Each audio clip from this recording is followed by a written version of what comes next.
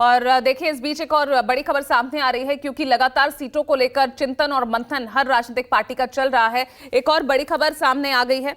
लोकसभा चुनाव के लिए कांग्रेस की लिस्ट जो है जारी हुई है। ये चौथी लिस्ट, इसमें 46 उम्मीदवारों का ऐलान कल किया गया। ये 46 उम्मीदवारों की लिस्ट बेहद महत्वपूर्ण, जिसमें वाराणसी से अजय राय को उम्मीदवार बनाया गया है और अमरोहा से दानिश अली को टिकट दिया गया है।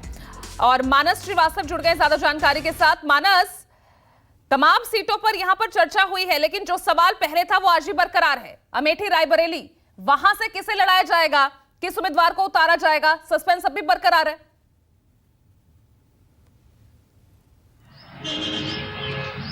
निश्चित तौर पर सस्पेंस अभी भी बरकरार है और इसी को लेकर के बीजेपी हमलावर भी है कि जो कांग्रेस है उसको अमेठी के साथ साथ अब रायबरेली पर भी की जनता पर भी भरोसा नहीं रहा और उनको लगता है कि वहां पर उनकी राह इतनी आसान नहीं है, इसलिए अमेठी और रायबरेली के नामों पर मंथन चल रहा है।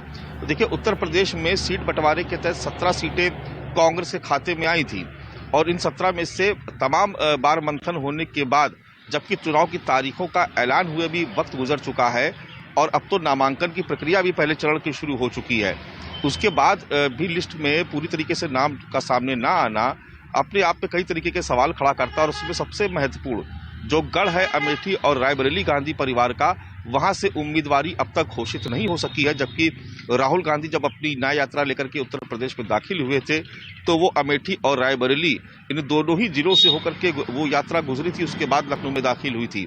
ऐसे में माना जा रहा था कि अमेठी और रायबरेली इन दोनों ही सीटों से गांधी परिवार का कोई उम्मीदवार होगा। इस बात की संभावना व्यक्त की जा रही थी कि शायद प्रियंका गांधी रायबरेली आ जाए और अमेठी से फिर से राहुल गांधी एक बार मैदान में नजर आए, लेकिन अभी तक टिकट का घोषित ना होना, उम्मीदवारी घोषित ना होना अपने आप में कई तरीके के सवाल खड़ा करता है।